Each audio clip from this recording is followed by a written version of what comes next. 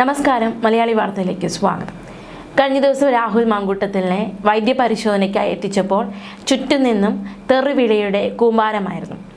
എന്താ തൊലിയടാ നിൻ്റേത്, എന്ത് തൊലിക്കെട്ടിയാടാ നിനക്ക്, പിണറായി വിജയനെ ഇനി തൊടടാ നീ എന്താ ഒന്നും മിണ്ടാത്തത് എന്നതടക്കമുള്ള അസഭ്യ വാക്കുകളൊക്കെ രാഹുലിന് നേരെ ചീറി വന്നു.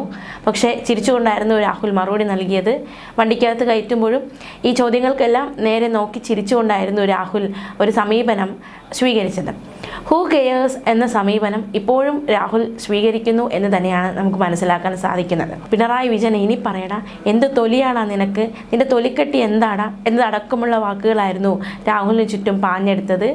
എന്തായാലും വൈദ്യപരിശോധനയൊക്കെ പൂർത്തിയാക്കി പോലീസ് വാഹനത്തിൽ കയറ്റി രാഹുലിനെ കൊണ്ടുപോയി 3 ദിവസത്തെ കസ്റ്റഡിയിൽ രാഹുലിനെ വിട്ടിരിക്കുകയാണ്. 15-ാം തീയതി തീർച്ചയായിട്ടും കോടതിയിൽ ഹാജരാക്കണമെന്ന് കോടതി നിർദ്ദേശിച്ചിട്ടുണ്ട്. 16-ന് രാഹുലിൻ്റെ ജാമ്യ ഹർജി പരിഗണിക്കും. കഴിഞ്ഞ ദിവസം നമ്മൾ കണ്ടതാണ്, വലിയ രീതിയിലുള്ള പ്രതിഷേധം രാഹുലിന് നേരെ ഉണ്ടായി. പ്രത്യേകിച്ച് ചീമുട്ടയേറെ അടക്കമുള്ള പ്രതിഷേധമാണ് രാഹുലിന് ചുറ്റുമുണ്ടായത്. ഈ ഒരു 2 ദിവസം ജയിലിൽ കഴിഞ്ഞ രാഹുൽ രാവിലെ 10:30-ഓടെയാണ് ചിരിച്ചുകൊണ്ട് തന്നെയാണ് പുറത്തേക്ക് എത്തിയത്. DYFI പ്രവർത്തകർ മുദ്രാവാക്യ വിളികളുമായി എത്തി. പോലീസ് വളഞ്ഞ് രാഹുലിനെ പോലീസ് ബസ്സിൽ കയറ്റുകയും പ്രവർത്തകരിൽ ഒരാൾ 2 മുട്ട രാഹുലിന് നേരെ എറിഞ്ഞു. പക്ഷേ വാഹനത്തിൻ്റെ കമ്പി വലയിലാണ് അത് കൊണ്ടത്. മുന്നോട്ടെടുത്ത ബസ് ഗതാഗത കുരുക്കിൽപ്പെട്ട പ്പോഴും DYFI പ്രവർത്തകർ മുദ്രാവാക്യ വിളികളോടെ പാഞ്ഞെടുക്കുന്ന സാഹചര്യമുണ്ടായി. 10:45-ഓടെയാണ് തിരുവല്ല താലൂക്ക് ആശുപത്രിയിൽ രാഹുലിനെ എത്തിച്ചത്. പിന്നീട് DYFI യുവമോർച്ച പ്രവർത്തകർ സമീപത്തുള്ള ഫസ്റ്റ് ക്ലാസ് ജുഡീഷ്യൽ മജിസ്ട്രേറ്റ് കോടതി വളപ്പിൽ പ്രതിഷേധവുമായി രംഗത്ത് വന്ന കാഴ്ചയൊക്കെ കഴിഞ്ഞ ദിവസം നമ്മൾ കണ്ടതാണ്. പോലീസ് ഷീൽഡ് കൊണ്ട് മറച്ചാണ് രാഹുലിനെ വാഹനത്തിലെത്തിച്ചത്. പലതവണയാണ് മുട്ടേറുണ്ടായത്. മാത്രമല്ല പൂവൻകോഴിയുടെ ചിത്രങ്ങൾ പതിച്ച ട്രോഫികളുമായി പലരും പ്രതിഷേധക്കാർ എത്തുന്ന സാഹചര്യമുണ്ടായി. SFI ബാനർ കെട്ടി അത്തരത്തിൽ വലിയ രീതിയിലുള്ള പ്രതിഷേധം. അതിനിടയിലാണ് ഇത്തരത്തിൽ നിന്റെ തൊലി എന്താണ് എന്നതടക്കമുള്ള ചോദ്യങ്ങൾ രാഹുലിന് നേരെ ഉണ്ടായത്.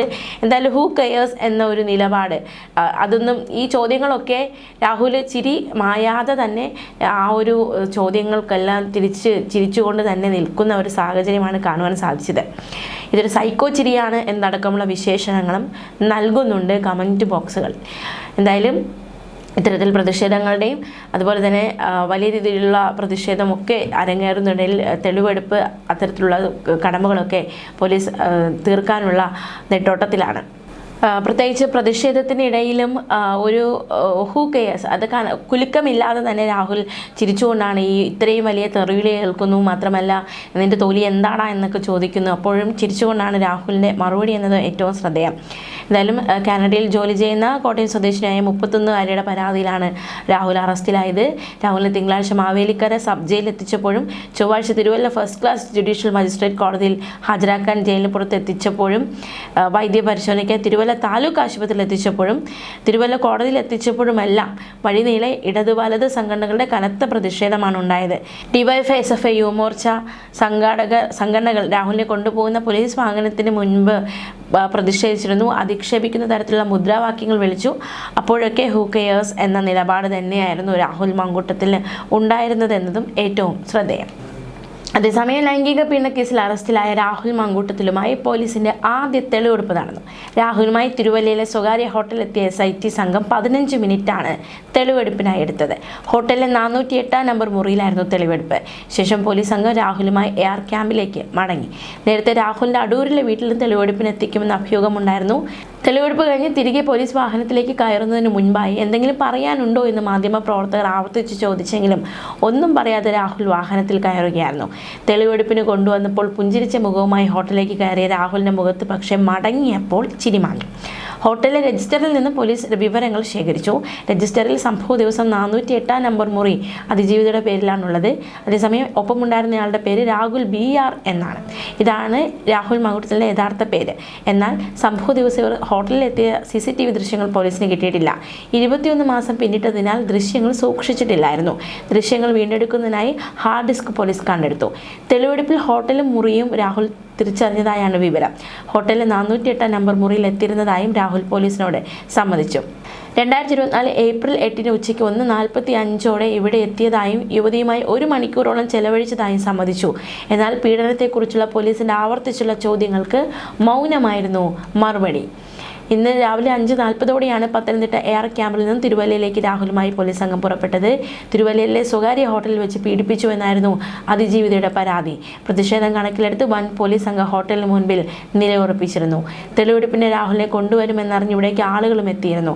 അതേസമയം തെളിവെടുപ്പിനായി രാഹുലിനെ പാലക്കാട്ടേക്ക് കൊണ്ടുപോകണമോ എന്ന കാര്യത്തിൽ പോലീസ് തീരുമാനമെടുക്കും. ചൊവ്വാഴ്ച രാഹുലിനെ പോലീസ് ചോദ്യം ചെയ്തെങ്കിലും അന്വേഷണത്തോട് രാഹുൽ യാതൊരു രീതിയിലും സഹകരിക്കുന്നില്ല എന്നാണ് വിവരം.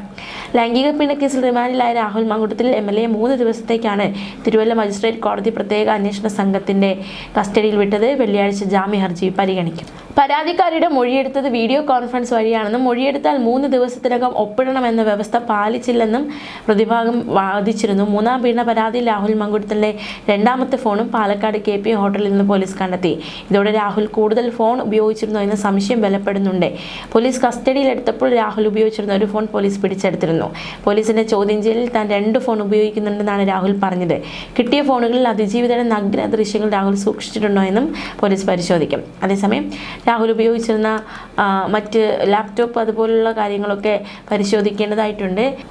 അതേസമയം മറ്റൊരു വാർത്ത കൂടി പുറത്തു വരുന്നുണ്ട്.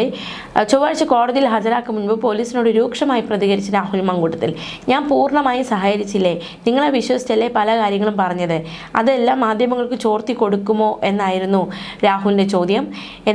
ഇതിനോട് ഉദ്യോഗസ്ഥ ആരും പ്രതികരിച്ചില്ല. ഞാൻ MLA അല്ലേ എന്നും ആവർത്തിച്ച് ചോദിക്കുന്നുണ്ടായിരുന്നു. എന്തായാലും ഇത്തരത്തിൽ പോലീസിനോട് രൂക്ഷമായി പ്രതികരിക്കുന്ന സാഹചര്യം രാഹുലിനുണ്ടായി. താൻ പറഞ്ഞ കാര്യങ്ങളെല്ലാം മാധ്യമങ്ങൾക്ക് ചോർത്തി കൊടുക്കുകയാണോ, ഞാൻ പൂർണ്ണമായും നിങ്ങളോട് സഹകരിച്ചില്ലേ, നിങ്ങളെ വിശ്വസിച്ചല്ലേ പല കാര്യങ്ങളും പറഞ്ഞത്, അതെല്ലാം മാധ്യമങ്ങൾക്ക് ചോർത്തി കൊടുക്കാമോ എന്നായിരുന്നു രാഹുലിൻ്റെ ചോദ്യം. രാഹുലിനെ പോലീസ് കസ്റ്റഡിയിൽ വിട്ടിരിക്കുകയാണ്.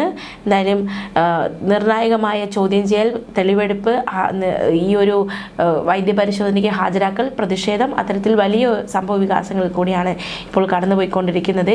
അതിനിടയിൽ പോലീസിനോട് രൂക്ഷമായി പ്രതികരിക്കുന്ന രാഹുൽ മാങ്കൂട്ടത്തിനെയും കൂടി കാണുവാൻ സാധിച്ചിരിക്കുന്നു. ന്യൂസ് ഡെസ്ക് മലയാളി വാർത്ത.